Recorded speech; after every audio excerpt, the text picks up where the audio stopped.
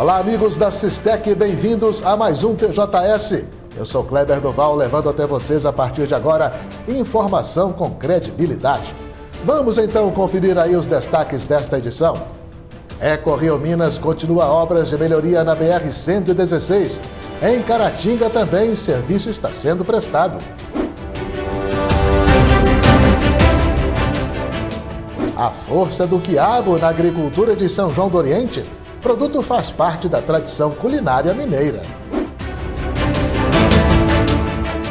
Homem mata irmão na festa de aniversário da mãe deles.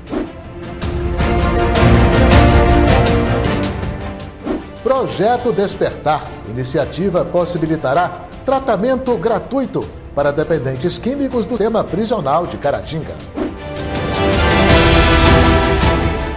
Polícia prende dupla que sepultou mulher viva em Minas Gerais. E veja também, Polícia Militar captura autores de assaltos em série em Caratinga e região. 7 pessoas foram presas.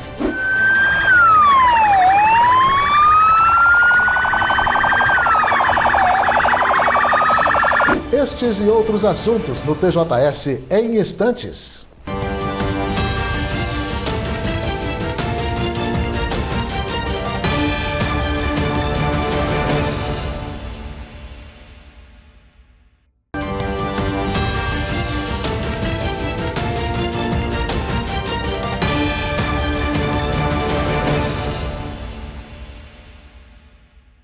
Olá, amigos, bem-vindos de volta ao TJS. Na noite desta segunda-feira, a Polícia Militar de Caratinga realizou a prisão de 7 suspeitos de cometer vários assaltos nos últimos dias na cidade e na região.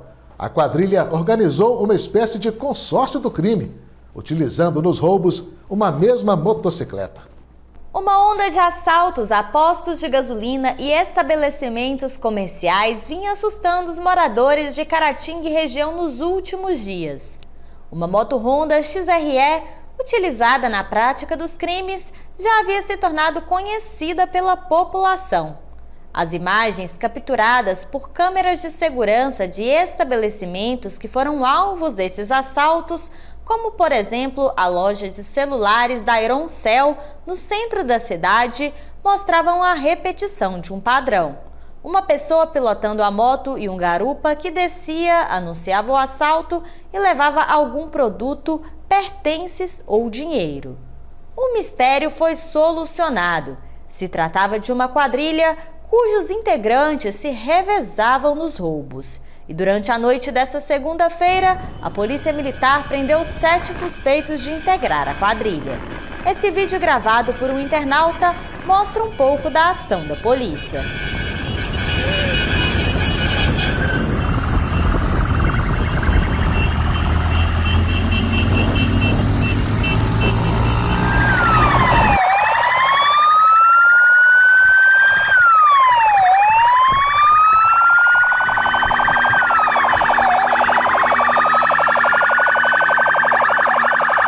Antes de mais nada, agradecer a Deus por isso, a nossa tropa muito empenhada em 2 dias de operações. Então nós chegamos hoje às prisões, essas 7 prisões por meio de uma força-tarefa, que nós implementamos há 2 semanas.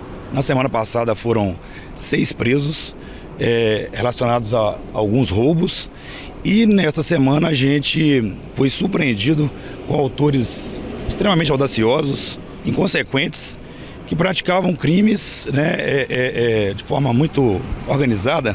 Tanto é que eles estão presos também por organização criminosa. Eles faziam uma espécie de consórcio com a motocicleta roubada durante a semana e que com essa motocicleta eles revezavam na prática de roubos, o que nos confundia um pouco.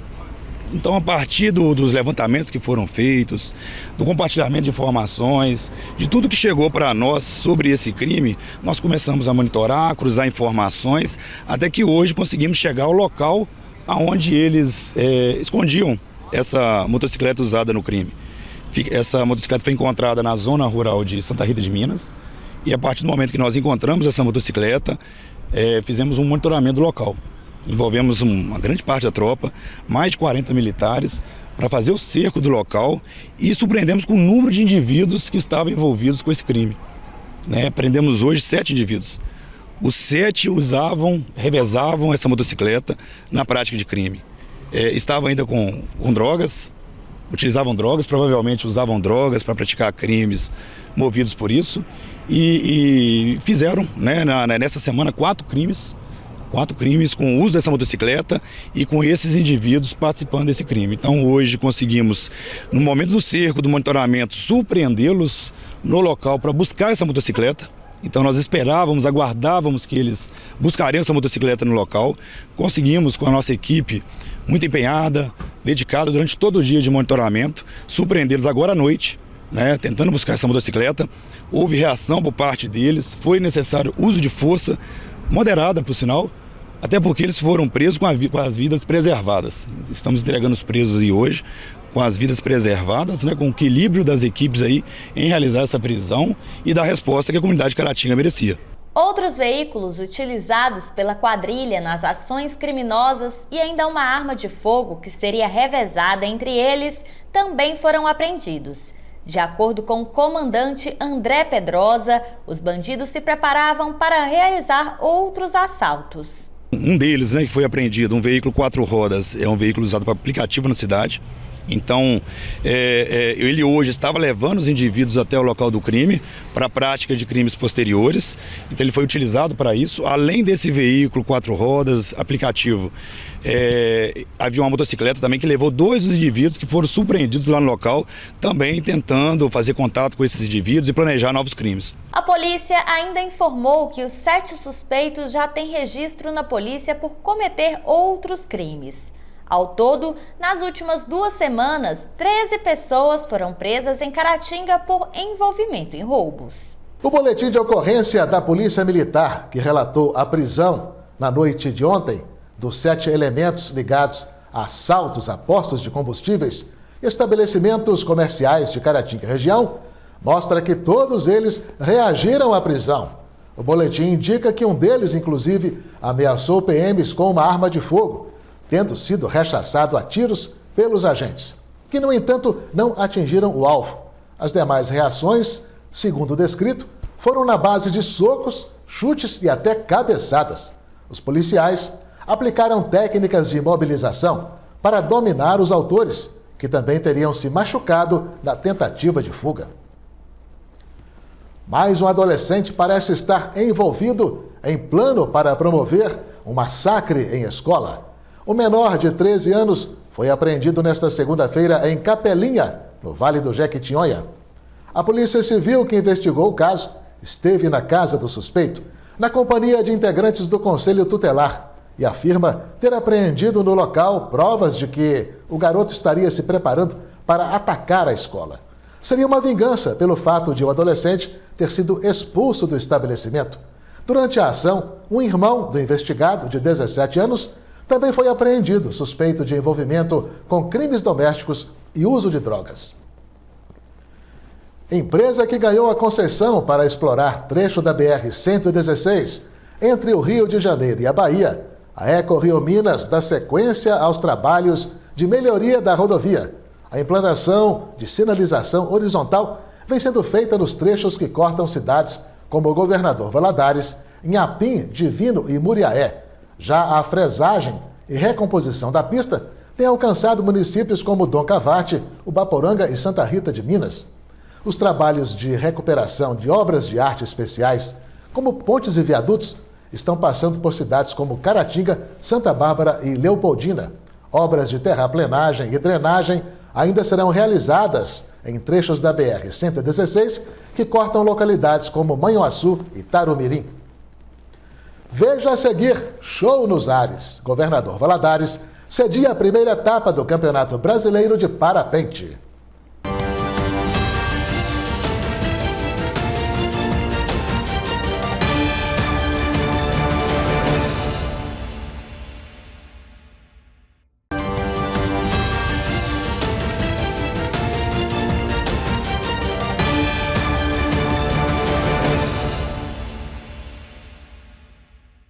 Olá, estamos então aí voltando, para a sequência do TJS. Durante esta semana estão acontecendo as provas da primeira etapa do Campeonato Brasileiro de Parapente em Governador Valadares. É o terceiro ano consecutivo da competição, considerada a maior disputa nacional de parapente do continente americano. 125 pilotos estão na competição, dividida nas categorias Open, Aspirante, Feminino e Equipes. As provas vão até o dia 8 de abril, no Pico do Ibituruna. A organização é da Associação de Voo Livre Ibituruna e da Prefeitura. O campeonato é uma preparação para a Copa do Mundo de Parapente. E os pilotos que participam pontuam no ranking internacional. Foi anunciada pela Polícia Civil nesta terça-feira a prisão de 2 indivíduos apontados como tendo sido os autores do sepultamento de uma mulher viva no cemitério de Visconde do Rio Branco, em Minas Gerais, no último dia 28. A vítima de 36 anos foi espancada e em seguida colocada pelos criminosos em uma gaveta mortuária, que eles fecharam depois com cimento. A mulher foi salva após coveiros notarem no túmulo manchas frescas de sangue e chamarem a polícia militar. A mulher agredida está em recuperação em um hospital e corre o risco de ter um dedo da mão amputado. Os suspeitos que a teriam sepultado viva têm 20 e 22 anos. Segundo informado, a mulher, que é usuária de drogas, teria extraviado armas e drogas pertencentes aos dois. A polícia prometeu para as próximas horas mais informações sobre o caso. Você deve ter visto recentemente, aqui no TJS, uma reportagem mostrando que Minas Gerais está prestes a ter a sua culinária típica elevada à condição de patrimônio cultural imaterial do Estado e do Brasil. E o quiabo, é claro, faz parte dessa tradição gastronômica. Ou você nunca ouviu falar no famoso frango com quiabo? Em nossa região também, o quiabo goza de bastante cartaz, como mostra esta reportagem do nosso correspondente Diocésar Mendonça. Saudável e nutritivo. Este alimento é uma fonte de vitamina A, C, B1, B2 e B5, além de ser rico em proteínas, fibras e cálcio. Seu consumo é sugerido ainda para gestantes, por fornecer ácido fólico, propriedade que costuma ficar deficiente nas mulheres grávidas. A cidade de São João do Oriente está entre as primeiras cidades em Minas Gerais que mais produz o quiabo. Joãozinho possui uma média de 6 lavouras de quiabo no município de São João do Oriente. E ele conta pra gente como é lidar com esta produção. Há mais de 25 anos, meu pai já mexia, ensinou nós a trabalhar, né? E hoje tiro sustento para minha família através do quiabo, né? Joãozinho, qual que é o passo a passo para a produção do quiabo? Ao princípio a gente passa o trator na terra, né? Passa o trator na terra, depois vem com a semente, começa a molhar, a partir de pôr a semente na terra, molha, irriga, né? O mais correto, com 5, 6 dias já começa a brotar. Aí tem que ter uns cuidados específicos, porque pode ter alguma praga, pode ter uma largata rosca, um grilo, que pode danificar os pezinhos, né? Aí a gente vai irrigando, batendo os tecidos para poder ele sobreviver, e a partir dos 45 dias até 70 dias já começa a produção. E como que é feito esta colheita? Essa colheita é manual, tá vendo? É manual. Então a gente arruma os colaboradores, né, que estão com a gente desde o início, e a partir na data de 70 dias, até outras sementes híbridas, começa a produzir com 50 dias. Aí já começa a manutenção e cuidadoso, e começa a colher a nossa matéria-prima, o nosso ouro verde. Na verdade, antigamente eles falavam que na região de Caratinga o ouro verde era o café, né? E que pra gente aqui eu considero o quiabo como um ouro verde. Como que se sabe o momento certo de fazer a colheita do quiabo? A partir do quiabo o fruto já está com de 3 centímetros para cima. É de 3 a 20 centímetros, né? 20 centímetros já considera um quiabo para descarte. O normal é de 5 centímetros a 15 centímetros, que é o quiabo extra, né? A partir desse tamanho de 20 centímetros já é um quiabo, tem que descartar ele, não é bom para o comércio não. Nós estamos vendo aqui o clima, né? O clima em São João do Oriente é muito quente. Hoje praticamente aqui né? Nesse horário deve que estar fazendo uns 30 graus, mais ou menos. Esse clima quente, ele favorece o plantio do quiabo? Favorece sim, com certeza. A nossa região é muito quente, por isso que fala que é um dos maiores produtores de quiabo de São João do Oriente, de Minas Gerais é São João do Oriente, porque o clima é quente, a terra é muito boa, tá vendo? E é considerado o clima ideal para esse plantio. Um dos principais cardápios que está presente na mesa de todos os mineiros, e por que não dizer de todos os brasileiros, é o famoso frango com quiabo. Mas, para fazer o frango com quiabo, não é assim tão fácil, viu? Quem vai explicar um pouco para nós é a dona Marlene, e ela vai explicar para a gente que o primeiro processo para fazer o frango com quiabo é o processo da seleção, da escolha do quiabo lá no mercado. Não é isso, dona Marlene? Sim. Como que é feita essa escolha, essa seleção do quiabo? Você procura um quiabo macio, você quebrou a ponta do quiabo, tá macio, é ótimo. Agora, se puxou, não quebrou, é porque ele tá duro, não serve para consumo.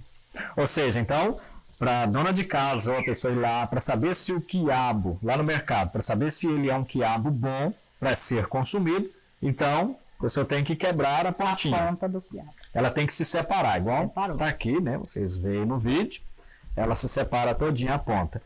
Fazendo isso, então, o quiabo tá bom, a pessoa pode ótimo. trazer. Ótimo. Outro detalhe interessante é que eu vi aqui a dona Marlene fazer, né? Eu particularmente não sabia, talvez é porque não estou tão presente assim nas coisinhas, né? Mas é um processo interessante, é que eu vi aqui que o quiabo não pode ser lavado. Eu não lavo. Aprendi com a minha mãe, porque se você lavar ele solta muita baba. E é certo. mais difícil para cortar. Entendeu? Qual então processo, você então? pega o pano, Um pano limpo. limpa um por um, tira todo o excesso, né, que tiver no quiabo. Faz uma limpeza, uma higienização dele no pano higieniza seco. Um pano seco. E pica. Fazendo assim, então, o processo de cortar a baba, que é aquele processo mais difícil um pouco, né? Vai ser mais fácil. Mais fácil. Não pode molhar. Não pode molhar. A senhora, por exemplo, não usa. Porém, eu não uso molhar o quiabo. E outro detalhe importante também, Kleber, que a dona Marlene estava explicando aqui pra gente, que no processo, né, de cortar aqui a baba do quiabo, é importante usar uma panela com bastante espaço, né? Como você pode ver aqui no vídeo, né? Telespectador ver. Dona Marlene, é importante essa panela, então, ter todo esse espaço aqui. É importante, porque se você colocar muito quiabo e a panela ser pequena, ele desmancha. Ele não vai cortar a Ele baba. não fica assim inteiro.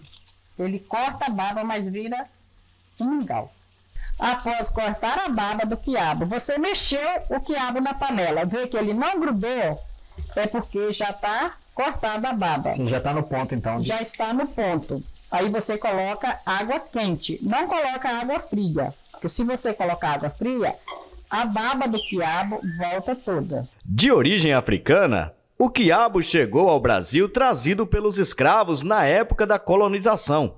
Porém, já era cultivado no Egito 12 séculos antes de Cristo. Veja a seguir, estamos no outono. Curiosidades e dicas para a estação das mudanças.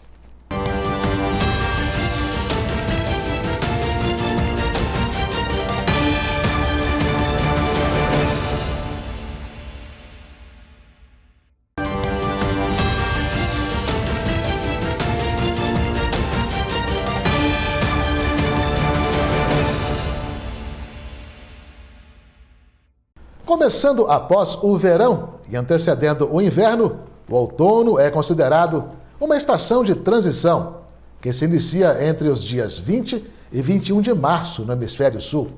Essa estação traz várias particularidades.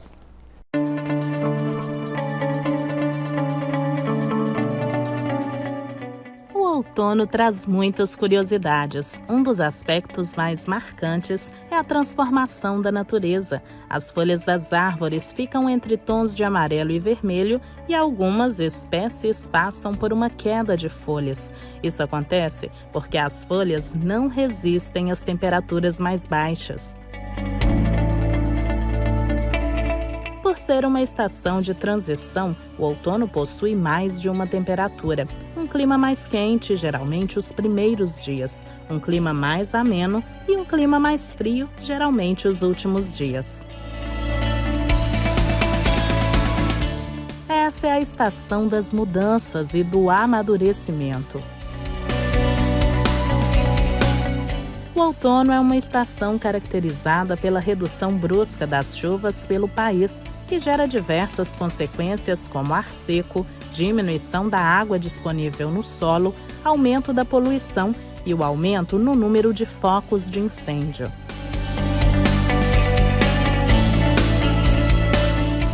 O meteorologista Rui Brandos Reis explica como as estações do ano influenciam no clima. Podemos observar também que esse movimento de translação da Terra em torno do Sol, ele não é exatamente de 365 dias. Vamos dizer, a Terra faz esse movimento e quando ela chega aqui aproximadamente próximo da posição que ela estava no ano anterior, né, já deu 365 dias. Então, se nós vermos o total, o correto é 365 dias, 5 horas e 48 minutos. 5 horas e 48 minutos são aproximadamente 6 horas. Se nós multiplicarmos por 4, você vai ser 24 horas. Então dá um dia. Daí que nós temos essa correção do ano bissexto. A cada 4 anos, nós temos aí, em vez de 365 dias, nós temos 366 dias.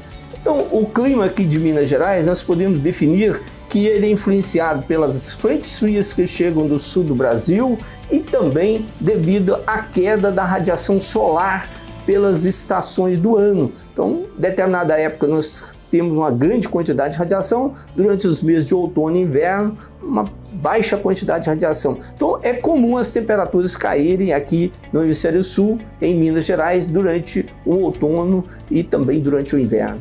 As queimadas podem acontecer o ano todo e no Brasil os números são elevados mesmo fora do outono. O outono é essa época de transição entre a estação quente e chuvosa do verão para uma estação mais seca e fria do inverno. Por essa mudança de temperatura e umidade, muitas pessoas têm crise de rinite, como também de muitas infecções no ouvido, nariz e garganta. Pela baixa umidade, muitas pessoas podem apresentar pele ressecada, então é importante usar o hidratante, se possível usar após o banho, já no banheiro mesmo, porque o banheiro está um pouco mais úmido. É importante também, se vocês perceberem que tem umas crises de tosse, obstrução nasal, é importante colocar uma bacia com água ou uma toalha molhada e vai deixar seu quarto um pouco mais úmido. Quando for usar o umidificador, evitar deixá-lo toda a noite, pode formar um efeito rebote, ou seja, deixar o quarto muito úmido e, consequentemente, proliferar fungos que vai favorecer outros problemas para você. É importante também tomar muita água, que isso vai ajudar a hidratação, lavar o nariz com soro fisiológico, que além da hidratação ele vai limpar qualquer micro-organismo, qualquer problema que pode inalar nesse sentido. É importante também, quando perceber que o tempo está ficando mais frio, como está sendo nos últimos dias, já começar a tirar antecipadamente cobertores, roupas de frio, jaquetas, mandar lavar e deixar no sol, que aquele cheiro um pouco mais forte de guardado pode prejudicar bastante pacientes, principalmente com crise de rinite. É importante também deixar sempre o nariz mais livre, lavar o nariz por isso também com soro fisiológico, porque o nariz é um filtro, tudo que é ruim devia passar pelo nariz. Se o nariz não funciona direito, tudo que é ruim vai para a garganta, ou seja, tem mais infecções de garganta, como faringites, amidalites e laringites, com perda da voz. É importante também controlar o quadro de rinite, que pode favorecer sinusites, tá? Lembrando, controlando a rinite geralmente diminui bastante os episódios de sinusites. A maioria das queixas de infecção, desde faringite, amidalites e sinusites, são virais, ou seja, não precisaria do antibiótico. Geralmente esses quadros duram 2 semanas, mas geralmente no 3º ou 5º dia é o pico maior, de maior intensidade de sintomas. Assim como a pele do rosto precisa receber cuidados específicos diferentes do que fazemos com a pele do corpo, O couro cabeludo e os cabelos também devem ser cuidados e tratados adequadamente para se manterem saudáveis, principalmente no outono, como explicou a dermatologista estética, tricologista e especialista em transplante capilar, doutora Lara Gardoni. A tendência é o clima ficar mais seco e mais frio, e com isso a gente também tem que manter os cuidados com o nosso couro cabeludo e com o cabelo. Começando por alimentação, gente. A alimentação influencia diretamente na qualidade e na saúde do seu cabelo. Então, melhora a alimentação, beber muita água, porque agora no inverno e no outono a gente tende a beber menos água. Então, beber muita água, porque a hidratação que você gera para o seu corpo vai influenciar no seu cabelo. Tomar cuidado com a água quente do chuveiro quando for lavar os cabelos. Tenta colocar a água mais morna para fria, mesmo que a gente coloca o chuveiro na temperatura muito quente agora no inverno. Na hora de lavar os cabelos, coloca ele menos quente. Lava bem seu couro cabeludo com shampoo de limpeza profunda. Depois de lavar os cabelos, usa o seu protetor térmico se for usar o secador. Não durma de cabelo molhado, com o couro cabeludo molhado, porque isso acumula fungo. A temperatura quente no banho faz com que a gente produza mais sebo no couro cabeludo, e o aumento do sebo no couro cabeludo influencia negativamente, aumentando a sua queda de cabelo. São pequenos detalhes, pequenos cuidados que você pode fazer que vai te ajudar a manter seu couro cabeludo saudável e o seu fio de cabelo mais saudável.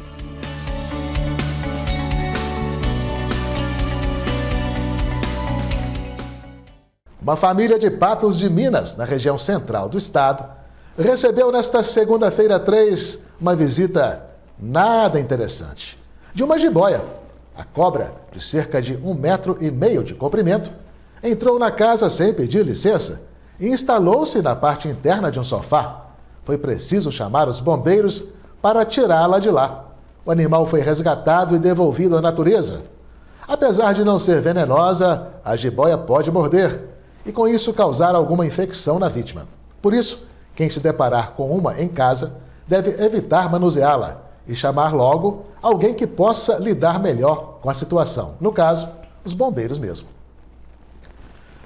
Tratar o dependente químico que esteja cumprindo pena para que ele não volte a praticar crimes. Esta é a proposta do projeto Despertar, lançado nesta segunda-feira em Caratinga. A iniciativa é resultado de parceria entre o Poder Judiciário, Conselho da Comunidade e Sicoob Credit Cooper. Na manhã desta segunda-feira, o Salão do Júri, no Fórum de Caratinga, foi ocupado por representantes de diversos setores da sociedade para uma solenidade com direito a um delicioso café da manhã. Em pauta, o lançamento do projeto Despertar, cujo objetivo é recuperar dependentes químicos que estão em cumprimento de pena a fim de diminuir a criminalidade na região. A lógica de todo o projeto é justamente essa. Quando nós temos uma dor de cabeça, não adianta ficarmos só tomando remédio para a dor de cabeça. É preciso buscar a causa que leva a pessoa a sentir uma dor de cabeça. O projeto é uma parceria entre o Poder Judiciário, Conselho da Comunidade e Sicoob Credit Cooper. O projeto Despertar, ele nasce com a constatação do Conselho da Comunidade de que boa parte da reincidência criminal ela tem como pano de fundo a dependência química. O Conselho da Comunidade vem trabalhando com assistência social para ajudar as pessoas que estão em situação de encarceramento. E a ideia, de fato, é apoiar as famílias e ajudar as pessoas na recuperação, porque entendemos que o propósito do encarceramento é a recuperação do detento. E sabemos que isso é muito difícil, é um processo muito complicado, que demanda muitas ações. Nós recebemos o convite do Poder Judiciário, através do Conselho da Comunidade Penal. Estamos aí patrocinando esse projeto, tendo oportunidade de exercer um poder, um dos princípios nossos, que é o interesse pela comunidade. O juiz da Vara Criminal da comarca, Consuelo Silveira Neto, contou pra gente como o projeto Despertar vai funcionar. O Credit Cooper ele vai financiar a possibilidade de contratação de um profissional do serviço social que vai fazer essa ponte com os órgãos do Estado, os órgãos do município encarregados de atuarem na dependência química. Então, essa assistente social ela vai visitar o presídio, visitar a PAC, identificar aqueles indivíduos que são dependentes químicos e necessitam no tratamento, fazer o acompanhamento e o encaminhamento para que os municípios, através dos seus órgãos, possam atuar no intuito de promoverem a saúde. O projeto Despertar beneficia o dependente químico que se livra do vício e o restante da população com a diminuição da criminalidade.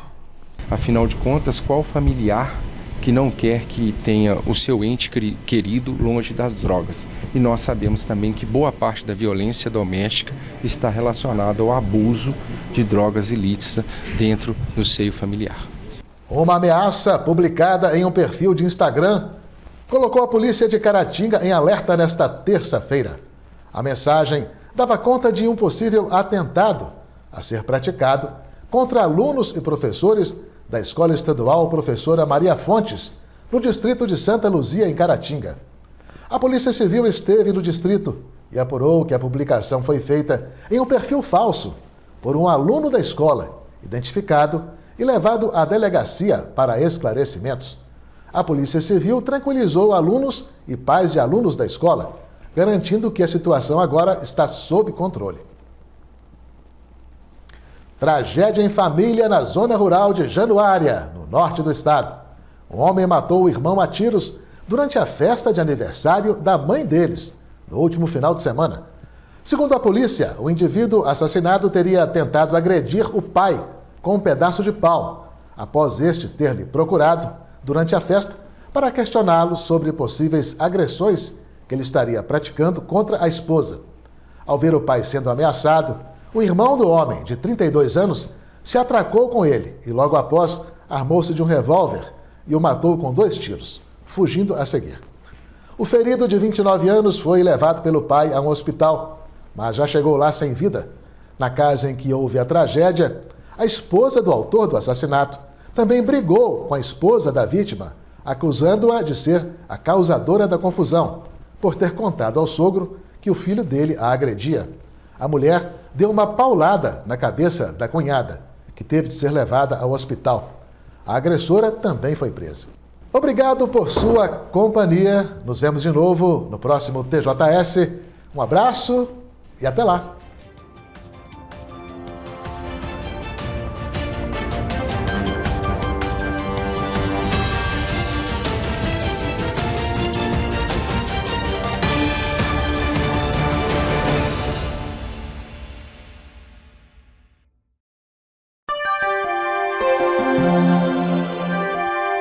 Música